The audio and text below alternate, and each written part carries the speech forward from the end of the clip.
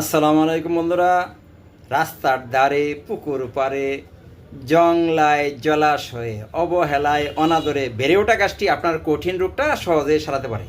আমার হাতে যে গাছটি দেখতেছেন, এই গাছটির নাম হলো আপাং গাছ। আর আমার আঞ্চলিক ভাষায় এটাকে উতল্যাংরা বা ল্যাংরা গাছ নামে পরিচিত। আপনার আঞ্চলিক ভাষায় এটা কী নামে ডাকে কমেন্ট করতে ভুলবেন না।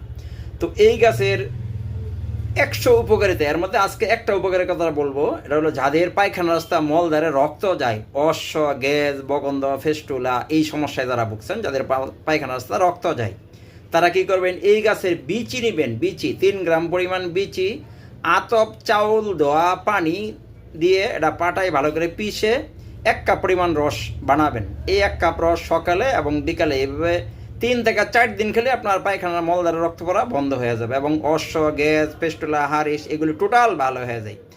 আমার এই ভিডিওটা যারা ইউটিউব থেকে দেখছেন তারা আমার চ্যানেল সাবস্ক্রাইব করে রাখবেন, এবং যারা ফেসবুক থেকে দেখছেন আমাকে ফলো দিয়ে আমার পাশে থাকতে পারেন। এই ভিডিওটা শেয়ার করে যে সকল অশ্বরোগী, রক্ত পড়া, কষ্ট ভুগছে তাদের কল্যাণে একটু অবদান রেখে সদকায়ে জারিয়ার অংশ নিতে পারেন। আসসালামু আলাইকুম।